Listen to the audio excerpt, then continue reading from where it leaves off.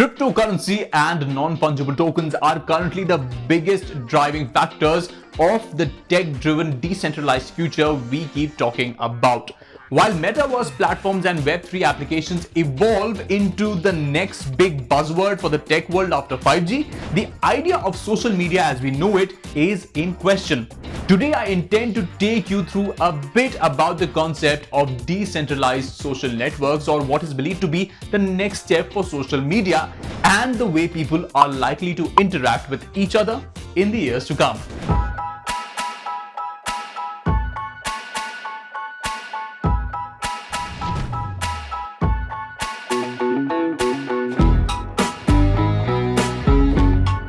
I'm Cyrus and welcome to this week's episode of Crypto Unfiltered, where I dive into the happenings of the crypto world through the week, along with a breakdown of certain keywords that's been driving conversation in the crypto space.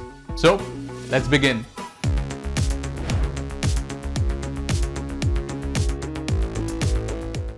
Now, decentralized social networks are different from the popular ones we're used to, as they operate on independently run servers rather than one centralized server owned by a single entity.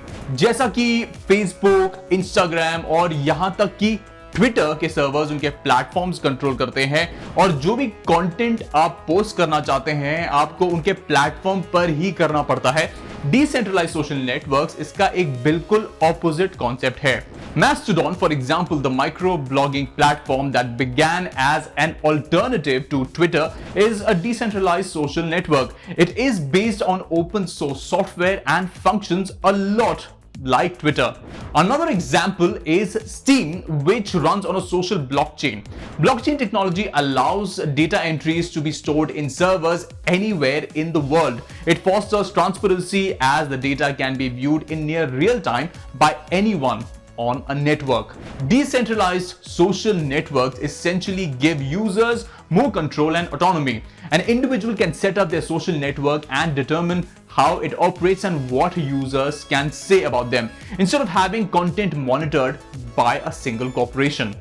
Decentralized social networks make up a collection of interconnected servers known as a Fediverse, used for social networking and other activities such as blogging and web publishing.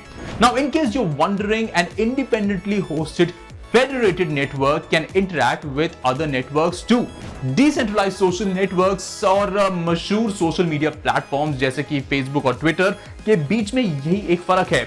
एक उदाहरण के लिए, जैसे Twitter users उस platform पर बाकी Twitter users को ही message कर सकते हैं, और उन्हें ट्विटर से फेसबुक यूजर्स को मैसेज करने का ऑप्शन नहीं मिलता, क्योंकि इन दोनों प्लेटफॉर्म्स के बीच जो क्रॉस प्लेटफॉर्म अलाइनमेंट है वो मौजूद नहीं है। उसी के विपरीत फेडरेटेड नेटवर्क्स अपने यूजर्स को क्रॉस प्लेटफॉर्म मैसेज करने का एक विकल्प देते हैं। Emails offer another example of how federated social networks work. Take, for example, Google and Yahoo. Each company sets email rules for its users. Google does not impose regulations on Yahoo users, yet Google users can send emails to and receive emails from Yahoo users and vice versa. Federated networks work similarly. While the idea of a decentralized social media ecosystem has been around for a while now, why do you think it hasn't particularly caught the eye of blockchain project backers in a big way?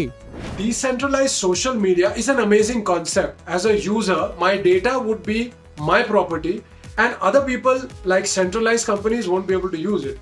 But the reason that it has not yet picked up is simple economics. In this world today of social media, you have large entities like Facebook and Google who make money from your data, and that's why they can give you these services for free. But in a decentralized world of social media, you and I as users will probably have to pay this cost of storing and handling our data. So that's the reason I think it's not really picked up so much yet. But with Twitter's planned Blue Sky, where they're building an open source standard for decentralized social media, I think the game is going to change.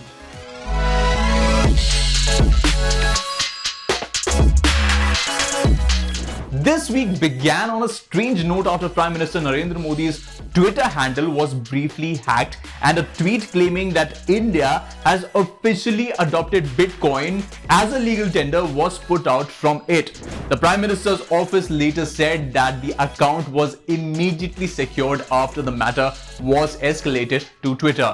In the US, meanwhile, Elon Musk, the CEO of Tesla and SpaceX, was named Time Magazine's Person of the Year.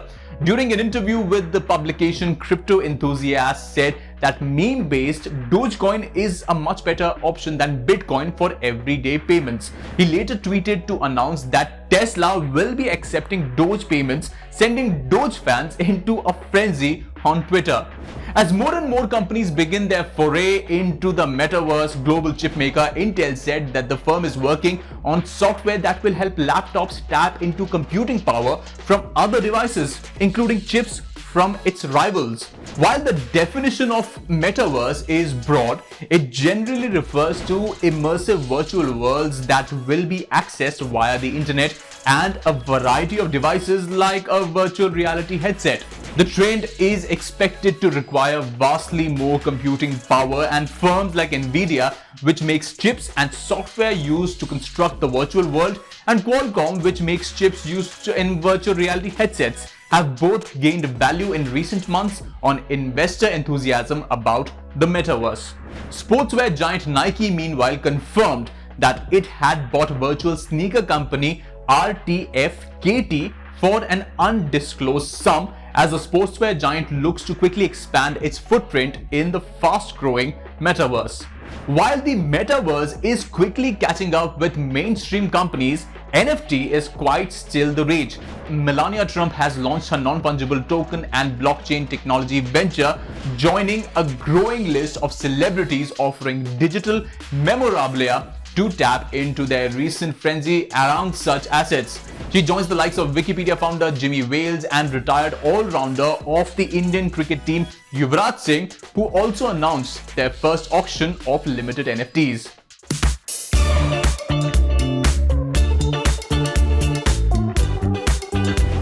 Bitcoin extended losses, deepening its December decline, with the world's most popular and largest cryptocurrency by market capitalization trading 4% lower at $47,868, down by 2.4% over the past week. Ether saw a similar showing, shedding 4.6% to trade at $3,820, down by 5.4% over the past week. The week between Christmas and New Year is sometimes slow for the market, leading to severe volatility, and that seems to see a repeat this week. Elsewhere, Dogecoin prices also slipped around 5% to $0.14, where Shiba Inu also plunged 6% on the day. Despite the drop, it's been a healthy week for the two most popular meme coins, gaining 2.4% and 6.3% in value respectively over the past week. Volatility is something all cryptocurrency investors need to get used to, as there isn't a fundamental reason for the decline in prices lately, like a market failure or a hack. This also means there could be a quick bounce on the horizon.